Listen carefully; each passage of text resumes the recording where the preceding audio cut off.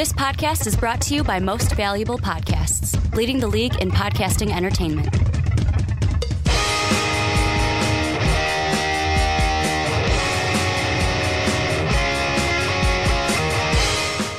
What's up? What's up? Real MVPs, Ricky Widmer here, along with the Mark Weber. And you might be noticing, guys, I've heard this before, but Mark sounds very different than usual. And if I'm on YouTube, I'm not seeing your faces. I'm seeing the logo. And that's because today, weather here in Chicago is crazy. Freezing rain. It's always fun. So we're doing a call-in today.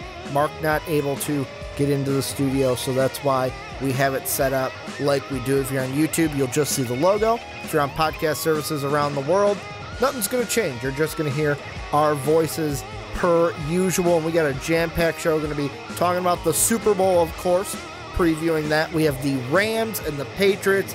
A lot of controversy about how we got both of those two teams. We're going to do our Super Bowl preview today. We're also going to take a look at Kareem Hunt. Who could he sign with in the offseason? Because there's multiple teams, apparently, that are interested in signing him.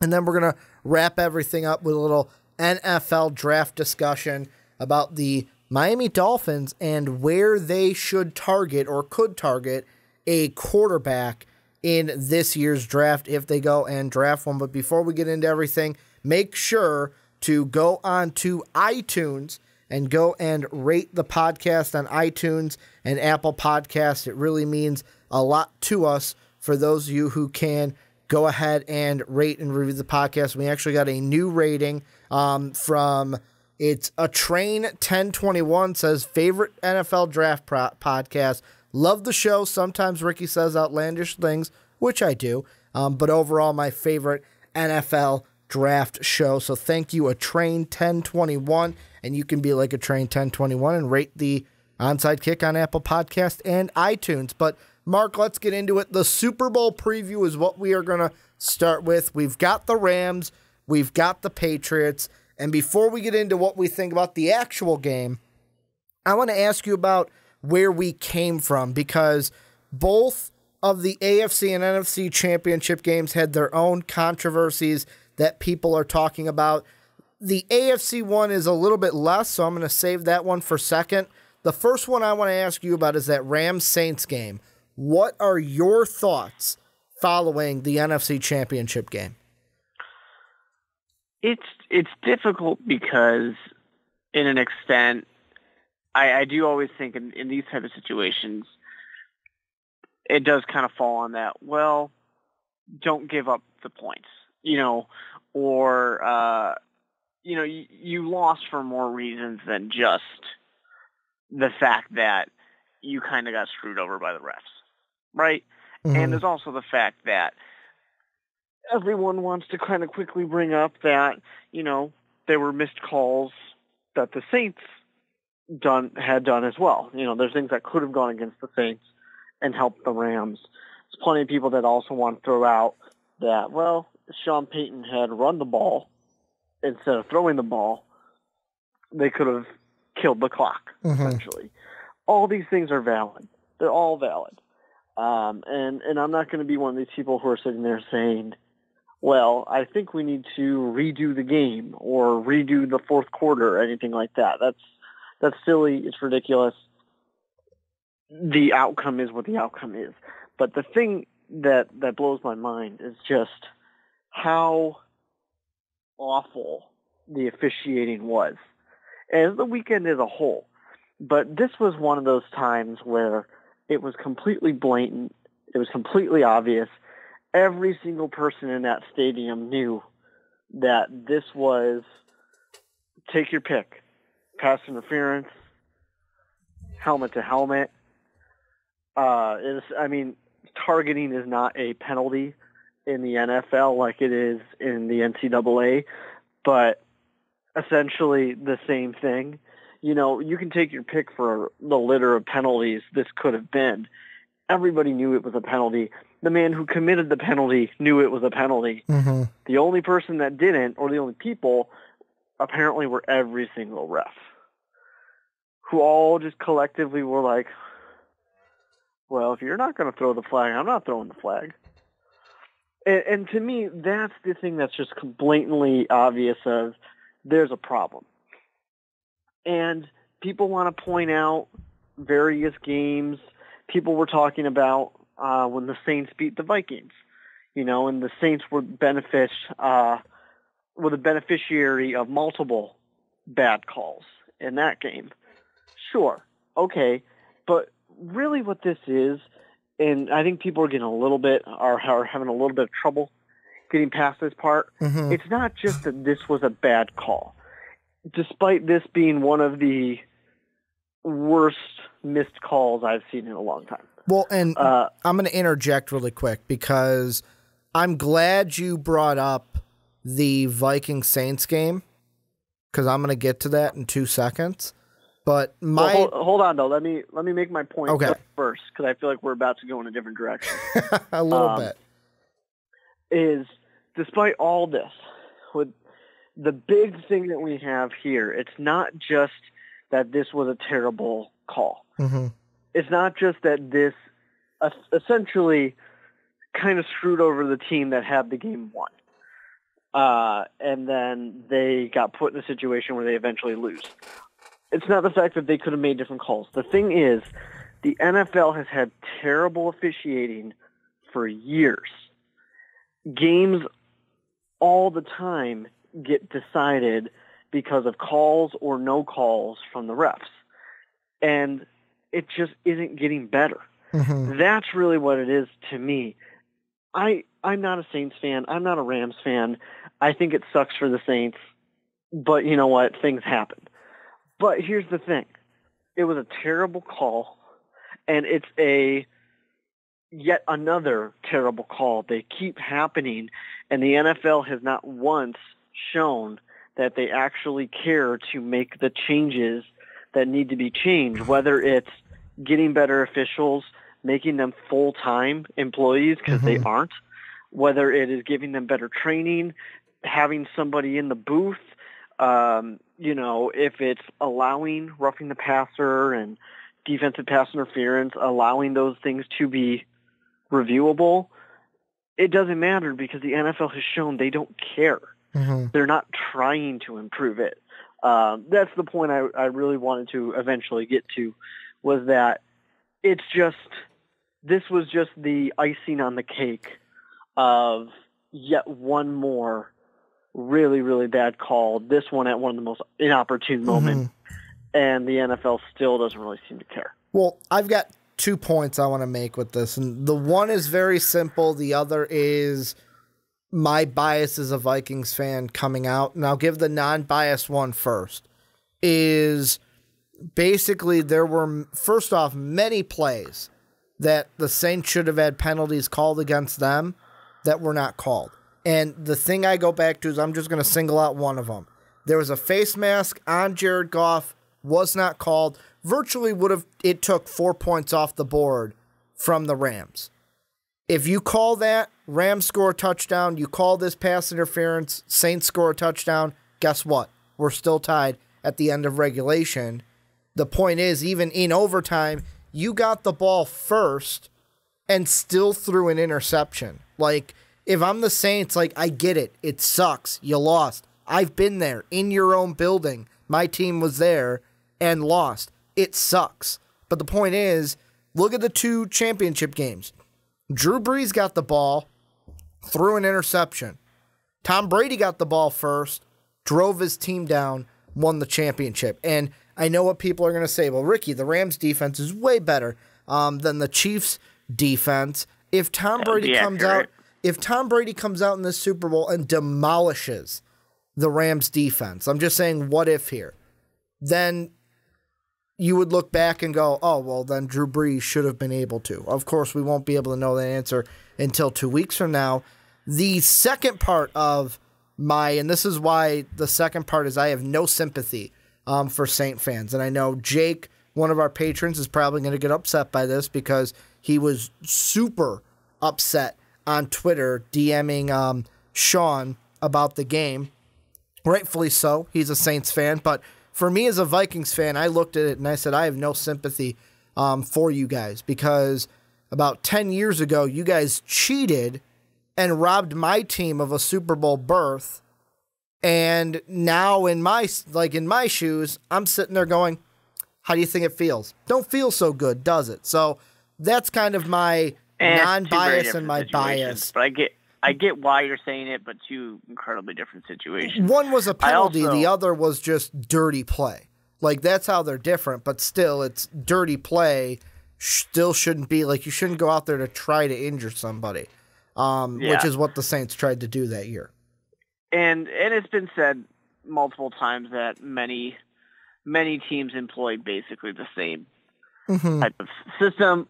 That's a whole other conversation. I'm never going to forgive the Saints for doing that and all that. But I do think, though, that when it comes to the penalties, you're totally right. There are bad calls on both sides. And that's why I'm saying, this whole weekend was terrible officiating in both games.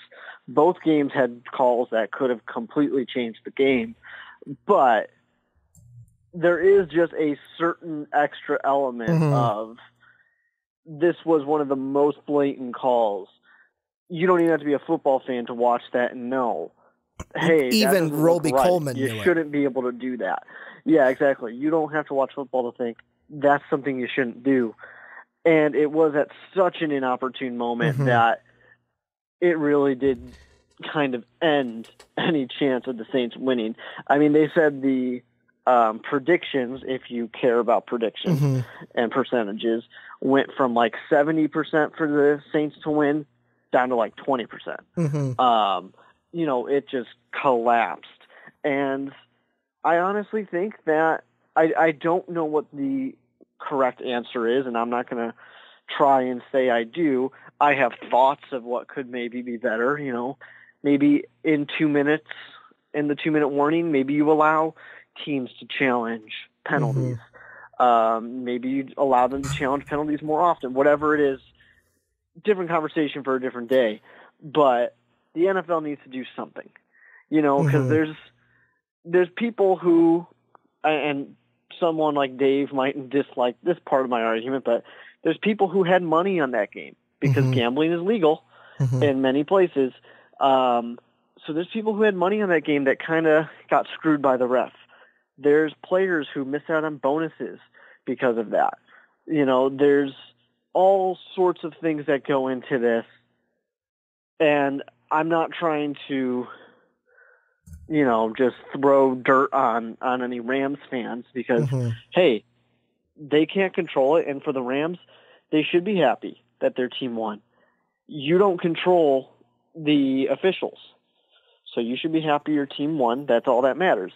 But the NFL needs to do something because their officiating has been awful for years. And I'm not going to lie, watching the Patriots and Chiefs game was a lot less enjoyable after seeing something like that.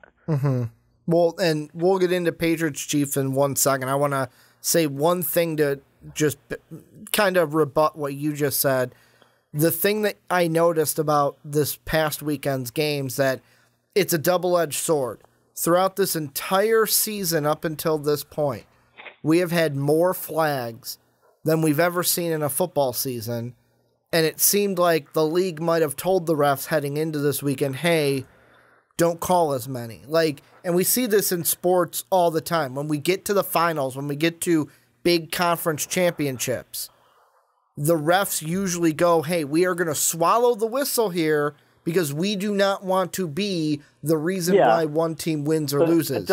That doesn't mean it's good officiating. Well, you can swallow the whistle and still have bad officiating. I'm not saying it's good officiating, but I mean it's the double-edged sword of if they would have just went in with the normal mindset, I think it would have been no problem. With me, call the flags. I don't care if there's a ton of flags, no matter what game it is, because if the flag is there, the flag is there. For the AFC Championship, though, we had a completely different kind of situation where, and this is to me the most ludicrous one, where people are actually saying we should change the overtime rules because Patrick Mahomes didn't get the ball in overtime. I don't think that's ludicrous. Like the Chiefs, but the thing why I think that's ludicrous is you know the rules of overtime going into overtime. So if you want the ball, stop Tom Brady. Like I get the words that just came out of my mouth are easier said than done. Yeah. But stop him, and then your quarterback will get the ball. But it's the problem that I have with this, and I'm not going to sit here and say that the overtime rules need to be changed right now. If the overtime rules are exactly the same for next season, I'm not upset. It doesn't change my opinion on much of anything. Everybody in the NFL, I think, knows that the NFL's overtime rules are not great. But the NFL, of all the leagues, has the most football, I should just say, American football is the most difficult to have an overtime for. Because think about hockey. Drop the puck, all right, next score wins. Yep. Basketball, 5 minutes on the clock. Throw it, next guy wins. You know, even when they used to have the shootout in hockey, not amazing, but it was better than what the NFL. The NFL is flip a coin. You have an advantage if you're first.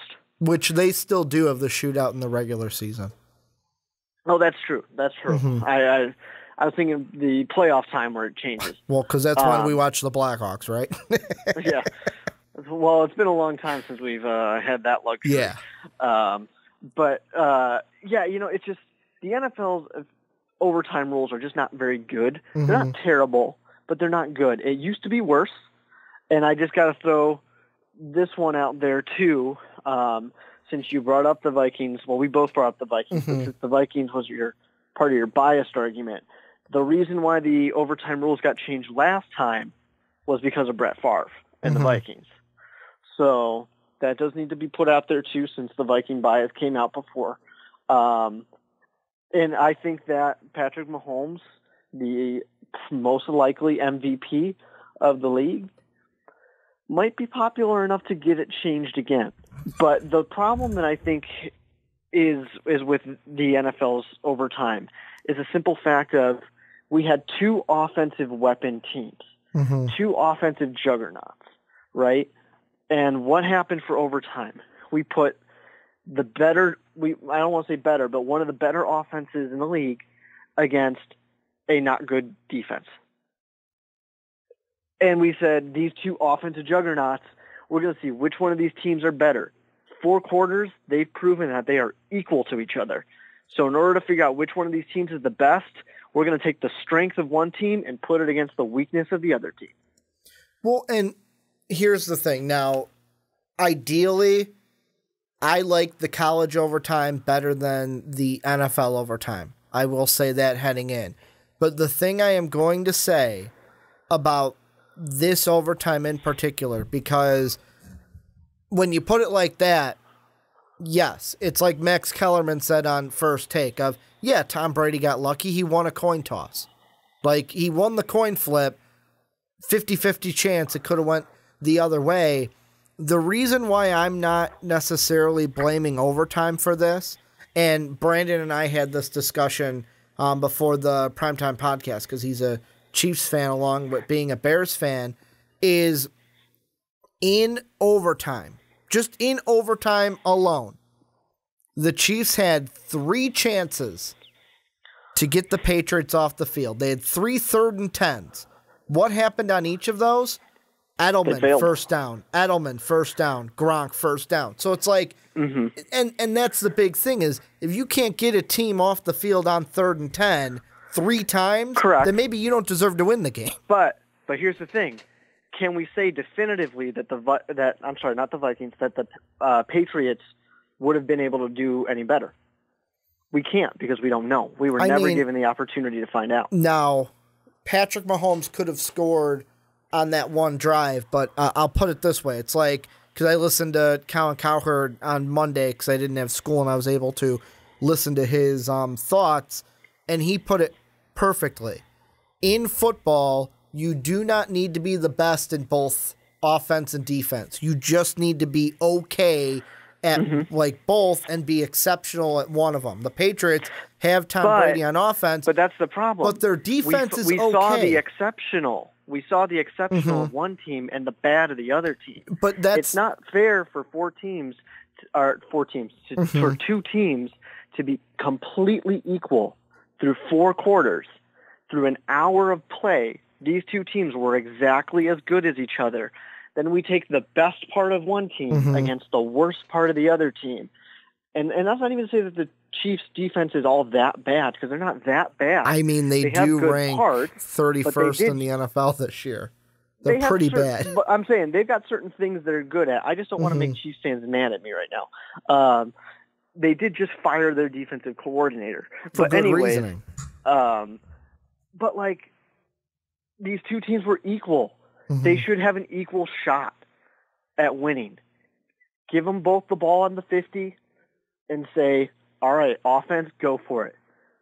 Both teams get a shot. Make it like baseball, you know, where let the away team go first and then the home team, or the home team go first and then the away team.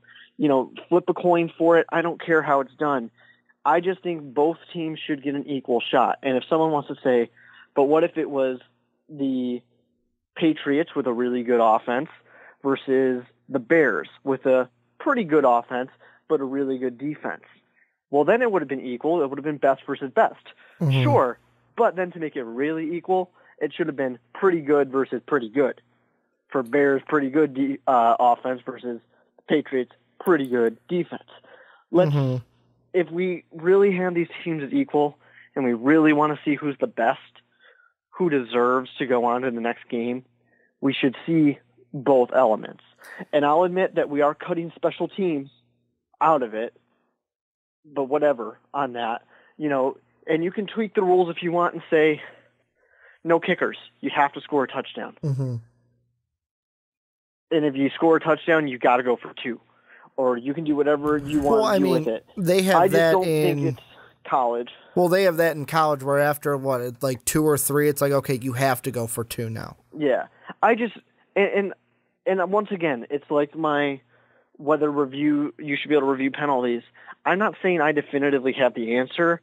I'm just saying that we all know that the current setup isn't completely fair.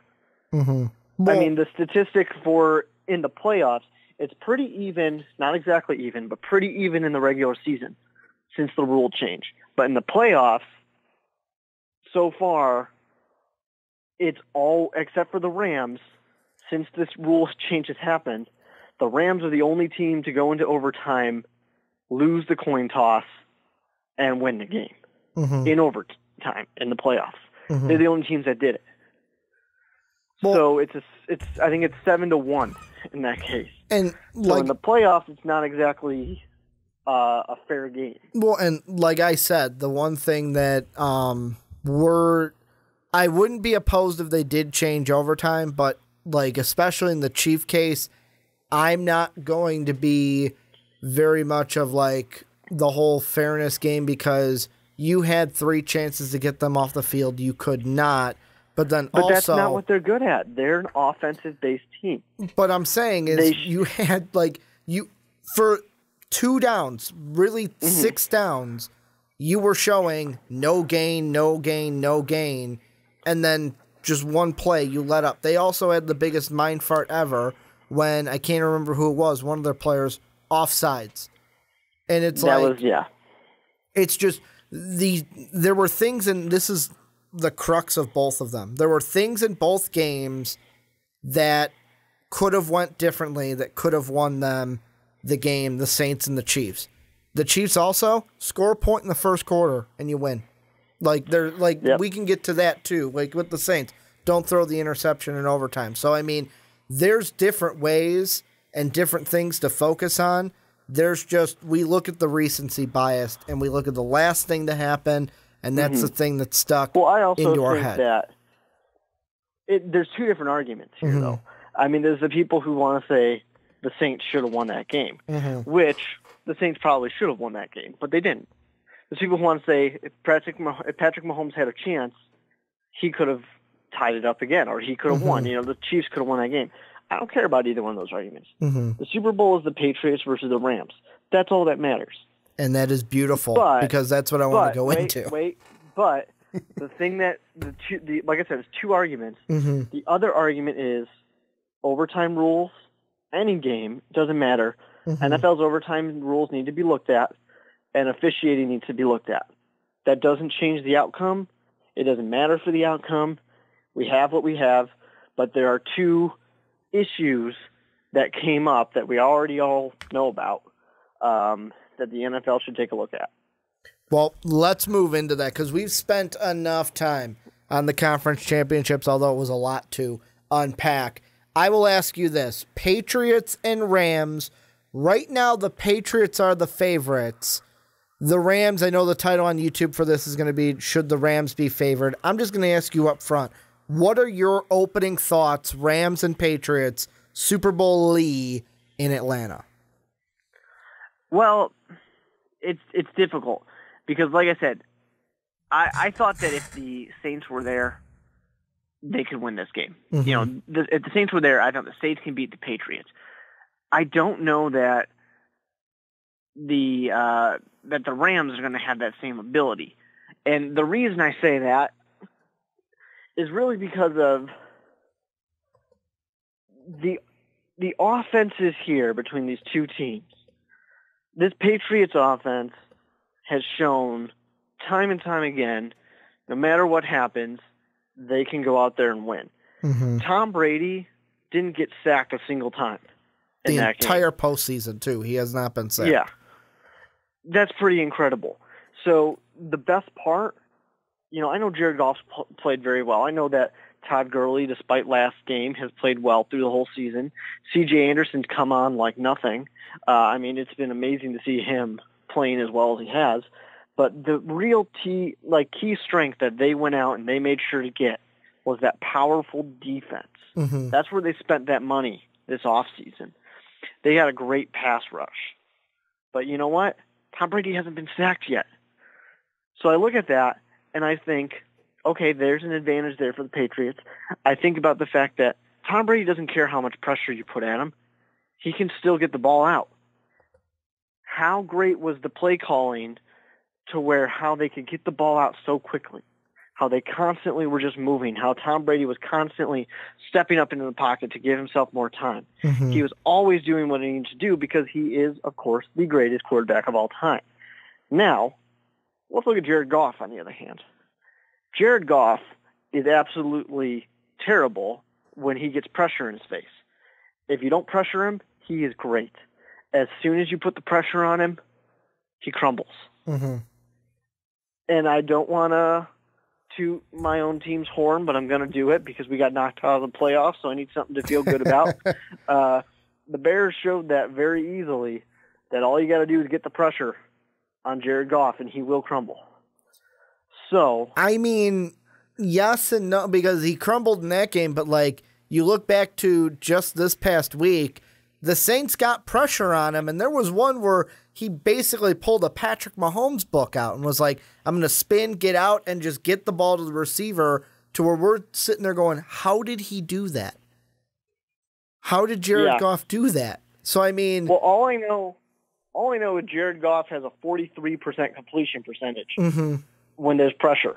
Yeah. He throws more interceptions than touchdowns when he's under pressure. Mm-hmm. The man makes mistakes.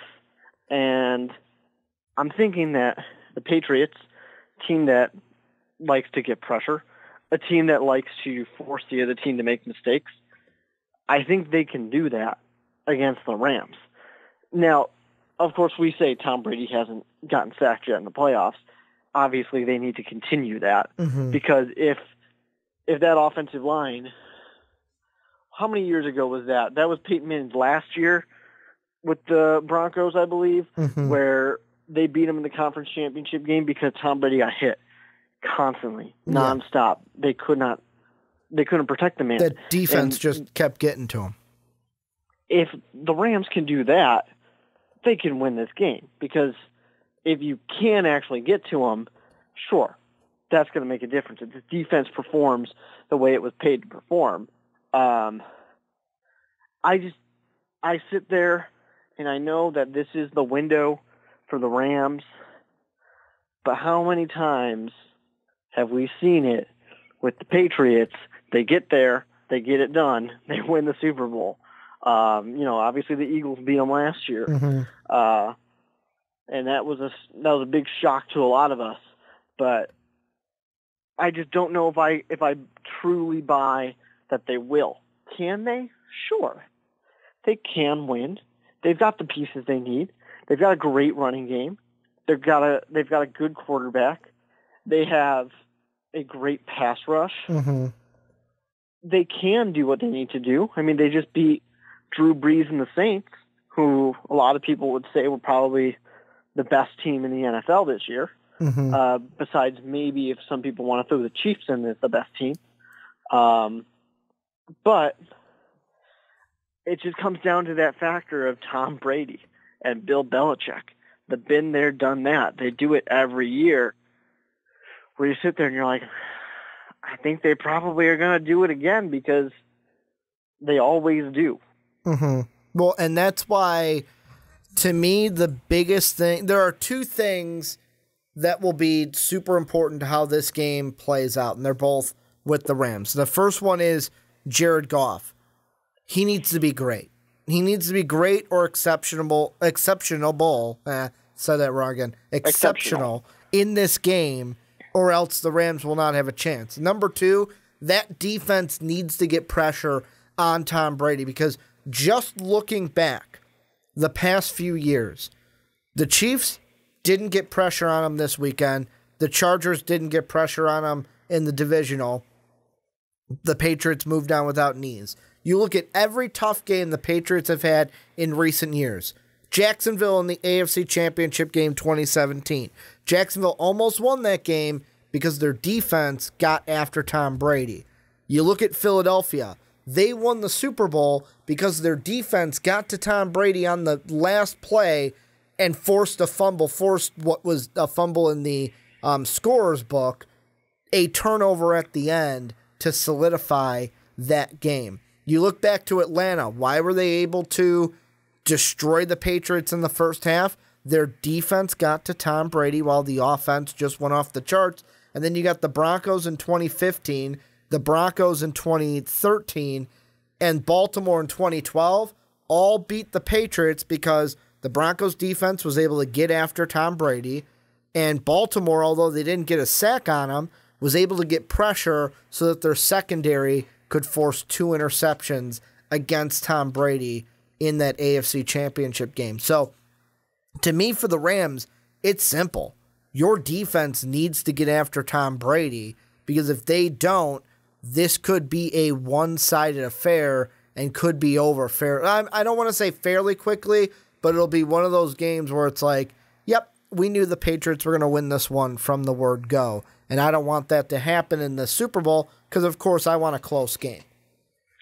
Yeah, and that pressure is going to be so important. And really, the run game, I think, will be pretty crucial for both teams. Mm-hmm. Because, I mean, you look at what the Patriots have been able to do, especially adding into the passing game with White and Sonny Michel, to just basically tell teams there's nothing you can do that's going to stop us. Mm-hmm.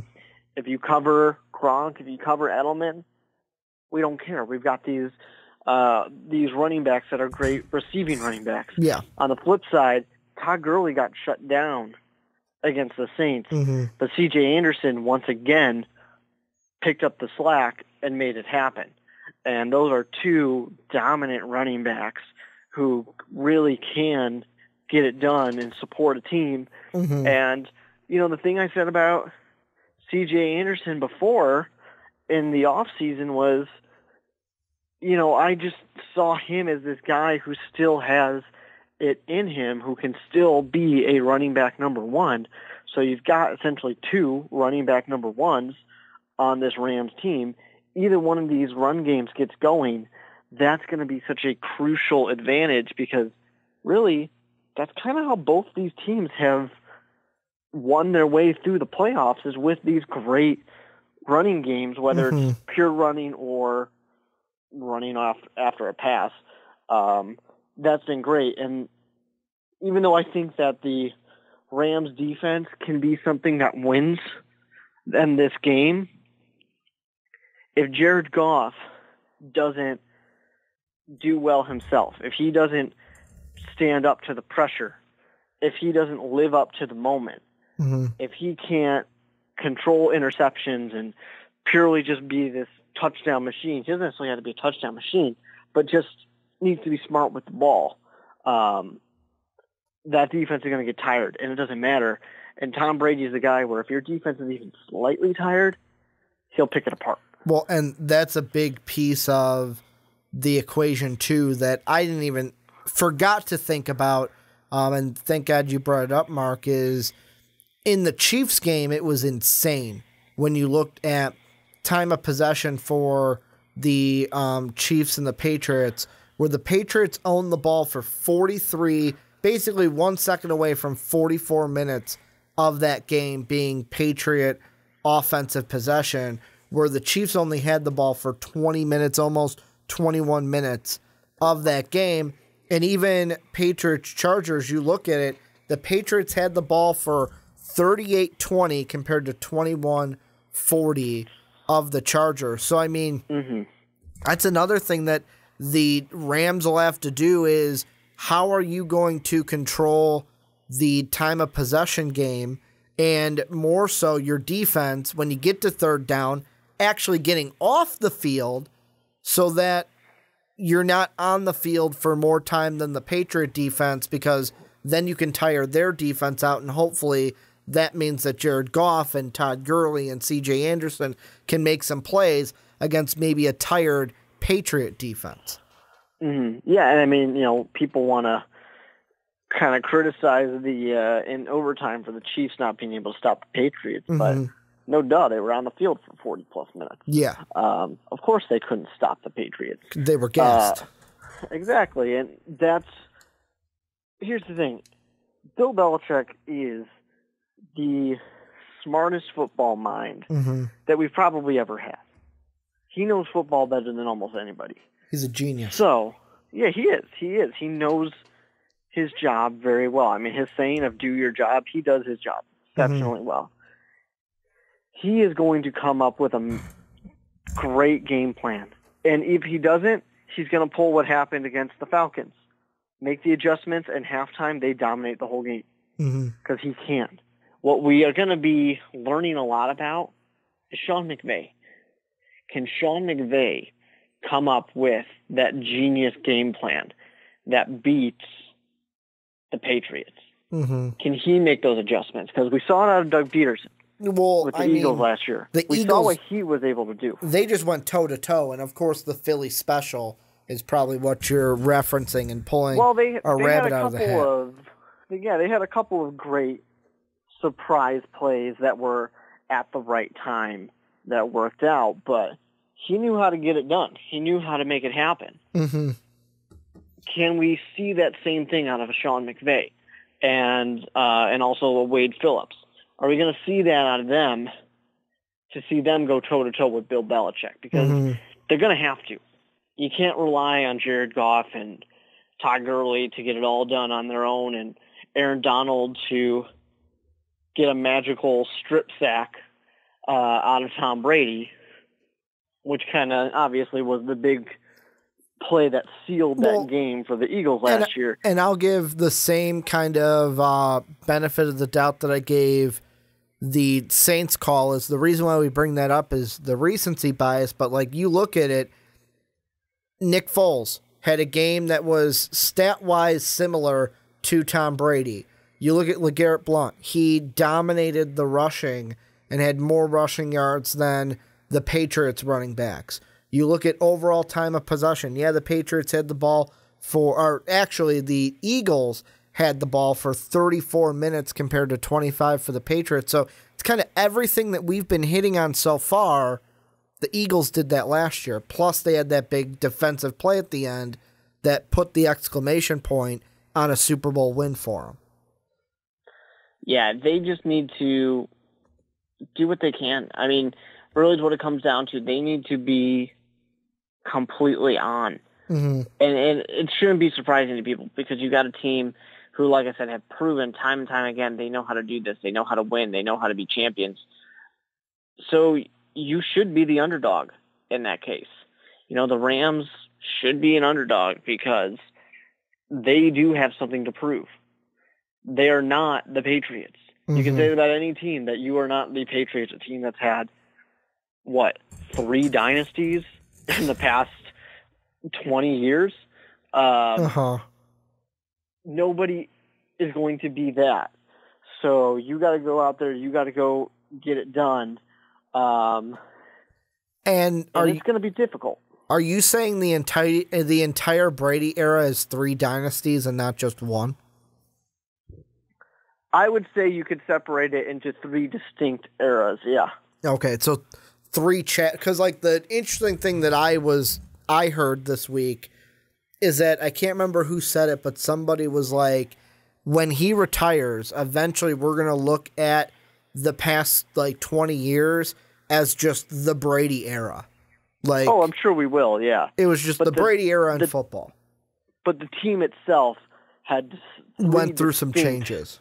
Yeah, I think they have 3 distinct separate eras. Okay.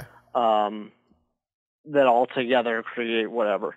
But, yeah, but that last era is really going to be defined by, I think, this Super Bowl. Because if the Patriots lose 2 back-to-back Super Bowls, that's going to change the narrative. And all of a sudden it's going to be, Tom Brady, Bill Belichick, they really started to fall apart at the end of that.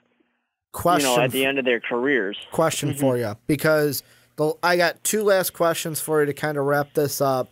Of course, prediction-wise, we're not going to give our prediction until next week. We'll have a pick segment the week of the Super Bowl, and that's when we'll give our pick and our score for the game. But I got 2 questions for you. One has to do with the Patriots, one does not. The first one, Patriot one. Michael Vick on the Herd yesterday said that he thinks if the Patriots win, Tom Brady retires after this year. I want to ask you, win or lose, you can say answer changes for win or lose or stays the same win or lose. Does Tom Brady at all walk away after this win or this loss in the Super Bowl? I'm going to never declare that Tom Brady will ever retire. So the answer is no matter what happens, he doesn't retire. So he wouldn't John Elway it and say, you know what, 6 out of 9, I won this last one, I'm going to walk out here. Because in that case, 6 out of 9, why not 7 out of 10? Yeah, why not make it an even number, right? Yep. Second question I have. This has to do with the Saints, who we talked about earlier. Drew Brees, after the game, said he does believe that he's going to come back next season. This Saints team, are they going to be right back in it next year?